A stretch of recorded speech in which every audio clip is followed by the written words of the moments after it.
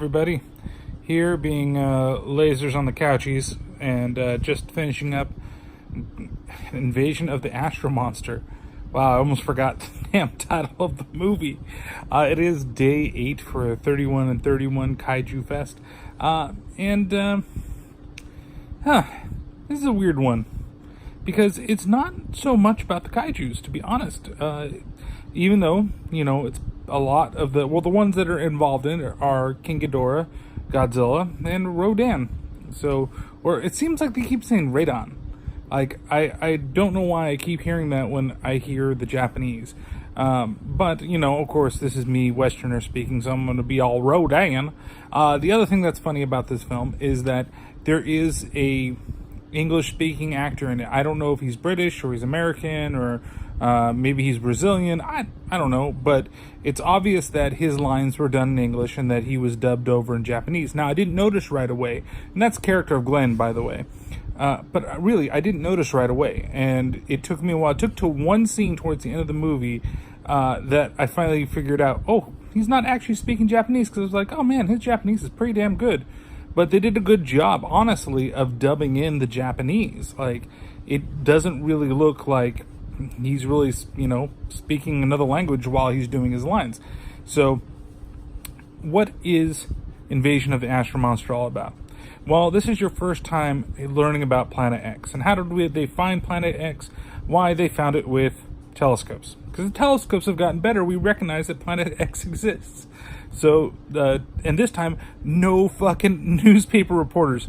Like, none. Oh my god, it's so great. We get to have something different this time. And what do we get? We get astronauts instead. So, they go to Planet X, where they discover a bunch of people. Meanwhile, back on Earth, his sister's there. And there's some plot about dating somebody. Not the Glenn guy, but somebody else. But, Glenn and his friend, Fuji, I believe, they're up there at Planet X, and they run into the inhabitants there. And they explain to them that, hey, Monster Zero is destroying the planet, and they can't do anything about it. Monster Zero, of course, happens to be King Ghidorah. So their big plan is that they're going to tell them, you bring Godzilla and Rodan up here, because in the last movie, they kicked the crap out of, Ghidorah, of course, with Mothra, I should say, but they don't want Mothra for some reason. She doesn't even bother to deal with anything that's going on in this film. So they show them that they can bring them up by first being on our planet, waiting for us to talk, and then bringing Godzilla out of the lake and Rodan out of a mountain. And so they take them all back to Planet X. I know I'm jumping a little fast in between everything, but yeah, if you've seen it, you've seen it. So, there is the highlight of Godzilla and Rodan when they first run into King Ghidorah, beating the crap out of him.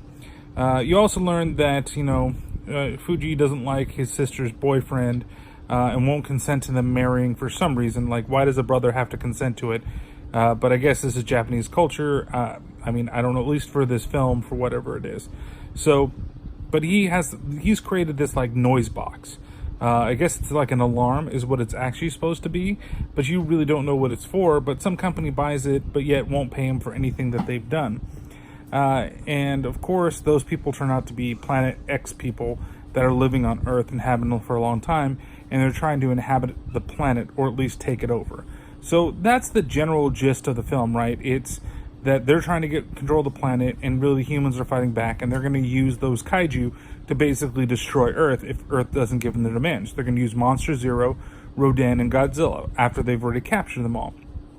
So how is the rest of it? Well, you know what? The human plot, again, this is one of those weird films because this is actually focused around that specific plot. And that's relatively good. I really actually enjoyed it. There's a little bit of the subplots are kind of like, okay, I get where you're going with it. Okay, somehow she's gonna, or her boyfriend's gonna totally, be this hero and star, and the reason why they bought his stuff was to protect them, you find out. Because the Planet X people don't like loud noises for some reason. It really hurts them. And his thing is loud and fucking obnoxious, so, okay, I guess that works. So, again, the human element of the film is actually really good. And the kaiju stuff takes a backseat to everything. Like, it's funny to watch them fight for the first time against King Ghidorah, because they literally see him and like, oh, fuck, it's you guys again. And then they fight, and they scare off King Ghidorah. And then they come all back to the planet, and they start wreaking havoc, because everything that the Planet X people does is like based around computers, And so the computers tell them the best way to attack, and originally they're going to wait, and then they launch the attack early. So there's destruction stuff, but when they finally break the control that the Planet X people have on the the kaiju that are there, then it's like they all like snap, and Rodan and Godzilla both look at Ghidorah like, what the fuck are you doing on our planet? You come to the wrong planet, boy. And then they go ahead and beat the crap out of him. And that's entertaining. But that's like, it's like an afterthought. It's like, oh crap, we forgot how to end the kaiju part of this film. This is how we're going to do it. So, what would I rate this film? Well, I'd probably give this one a 3 out of 5. Kaiju stompings.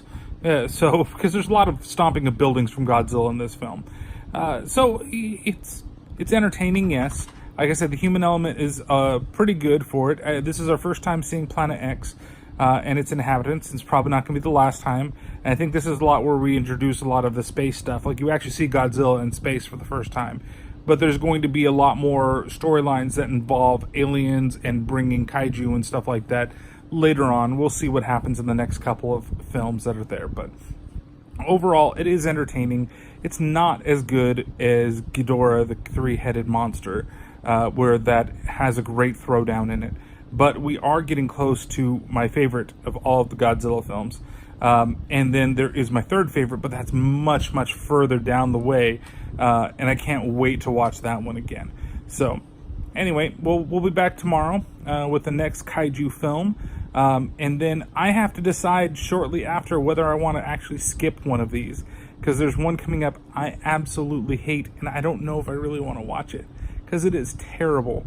And I might replace it with something, a kaiju film that's going to have a monster that shows up later in the Godzilla films. So we'll have to see what happens then.